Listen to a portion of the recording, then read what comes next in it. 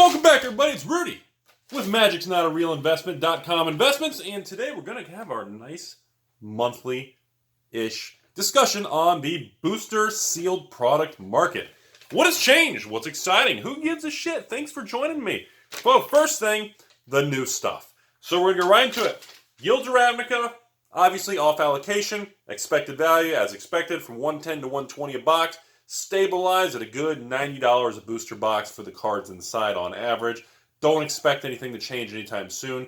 You got the 5 Shocklands anchoring it, and actually some good mythics and rares outside the Shocklands. I think that holds a good 80 to 90, maybe 95 expected value from now all the way to out of print. Don't invest in it. Wait till the tail end of the supply. Don't tie up dead money till the end, then reevaluate. All right, same thing with Ixalan and Rivals. Everybody took advantage of what I was saying. Ixalan had hit over $100 expected value. Rivals was in the 90s. A lot of people in box openers took advantage of that. Stabilized it right now. We're seeing about the 85, 90, 95 range. I expect it to stay there till rotation. And again, the tail end of when it goes out of print, then reevaluate. Do not tie up money this early. Now, Ultimate Masters, it's out. It's stabilized. That's it. There's panic. And the funny thing is, with all the value of the cards, Ultimate Masters just collapsing like a ton of bricks as the panic sellers try to get their capital back to pay off those credit cards. These sealed boxes on eBay, as of the filming of this video, are still at $280 per booster box. Call it what you want. EV's down to what? 220, 230 and bouncing around without box topper, with box topper around 300. Doesn't matter. Sealed boxes are not declining on the secondary market, which is a very, very bullish sign.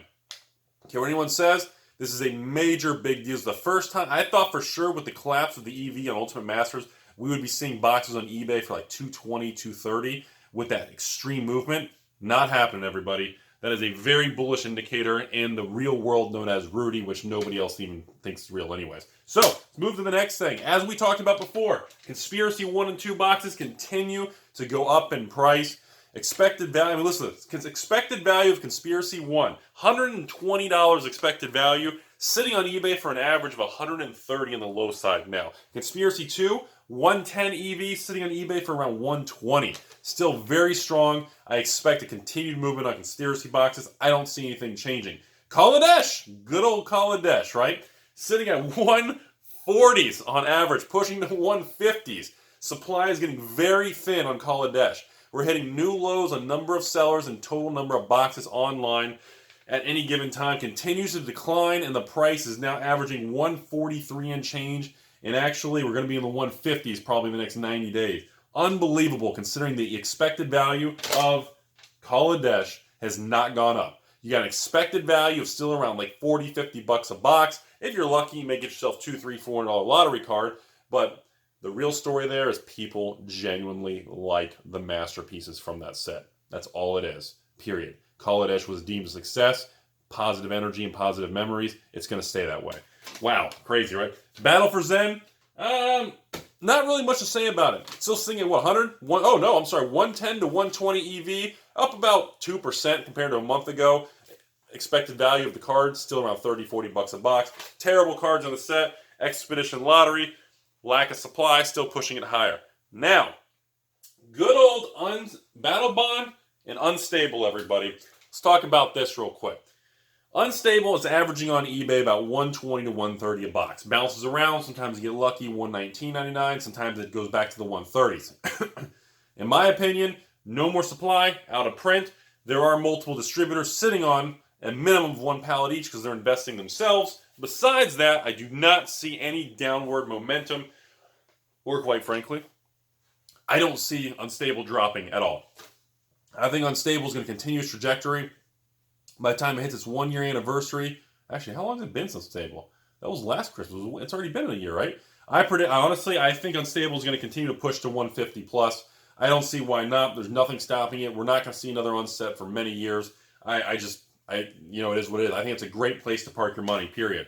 I have personally about like 40 boxes of Unstable. I didn't really keep a lot. I'm not really a big fan. I don't even have the old Unstable boxes. Battle Bond. This is a unique scenario. I'm going to be very blunt with everybody. I am in the process of building a very large position on Battle Bond. Eventually, you'll see a video very similar to the Commander 2018. All in, screw you, slap me in the face. I'm not a real person. I'm evil. You're probably going to see a video like that eventually in the next couple months on Battle Bond as I continue to try to acquire as many boxes as possible as we are at the tail end of Battle Bond and we are heading out into the out-of-print cycle for Battle Bond. The expected value in Battle Bond has dropped a lot because with that second wave and the tiny little third wave of Battle Bond, the EV has been crushed to $90 a box, and quite frankly, I think it's a fantastic set. I was very critical, as with a lot of other people. I thought Battle Bond was going to be a joke. I thought it was something silly. The name, the artwork I'm not a fan of. It's very cartoonish. It's not my style. It doesn't have that rougher, rawer, older card art style. On top of that, I thought the name was stupid. Two-player, two-headed giant. I thought the whole thing was kind of silly. I was 100% wrong. Battle Bond is probably my new favorite cheap set. Still on eBay right now for about $95 to $105 a box, averaging $100 a box. I think Battle Bond, I'm still trying to get a large position in. It's in process. Probably won't be done dealing with that. See what I end up with for a couple months. But still, very big fan of Battle Bond right now. If you have it, or if you're a patron that bought 3 or 6 boxes for that $79 or $84 price range, depending what you bought, I highly recommend you keep it sealed and wait 12 to 24 months. I have a funny feeling that's going to go from the $80 wholesale to probably the $160 range. Maybe $140, $150. It ain't going to stay no $100 booster box. There's no way. And especially as those prices, I just like the set. I'm shocked by it. Next, let's jump to some old stuff. The very big surprising thing continues for me on old sets is actually Weatherlight, Visions, Tempest, and specifically Mirage.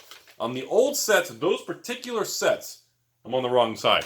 These particular sets continue to blow my mind. No increase on expected value. Probably still around $200 a box, whether you got boosters or starters. Same amount of rares, same amount of uncommons. Doesn't matter. Actually, the starters are better because you get the same thing but more land. And old land is actually sells very well. Usually $1 to $2 a piece. It's especially mint condition. So, unbelievable. Mirage, for example, on eBay, cheapest on eBay for Mirage is $1,300 a box, with the last sold actually around $1,050 to $1,100. That was the best offer range. Wow, $1,100 a box sold with my just expected value around $200. Continues to be very sought after. The old stuff, even with low value cards, even the value of the card not appreciating, people still want the sealed asset class of mutual fund investing, which is good old booster boxes from WotC. It is what it is, everybody. And then same thing with Visions. You look at Visions, same thing. Vision booster boxes were $200 a box for the longest time.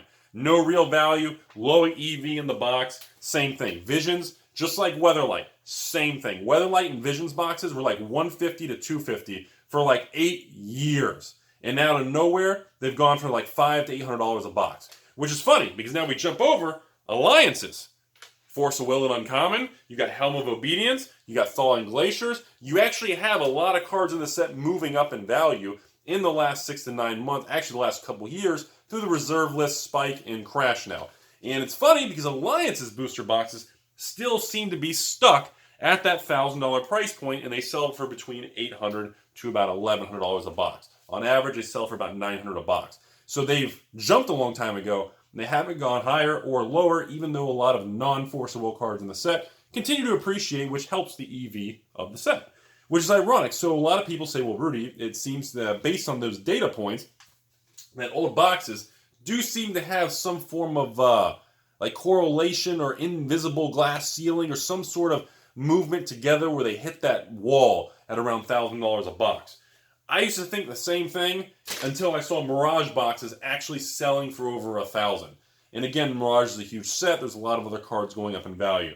So I really wanted to bring that up. I'm going to touch real quick on collector's edition products.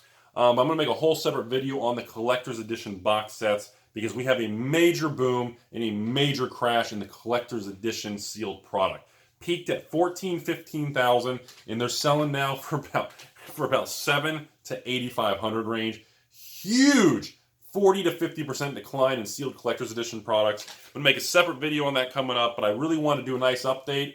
Very interesting trends, especially considering all the card prices are going down. Modern's dropping, reserve list cards are dropping, Standard's actually pretty healthy, and yet the vintage sealed products and new products seem to be doing quite well. Hope you guys enjoyed this. If you want to hear me talk about something else, or if you just simply want to see something creepy, thank you for watching. I appreciate your patience. Thanks for all the support, everybody, and I hope you enjoyed this video. If you did, we'll come back tomorrow and see if you like it better, or just keep watching until I keep making money.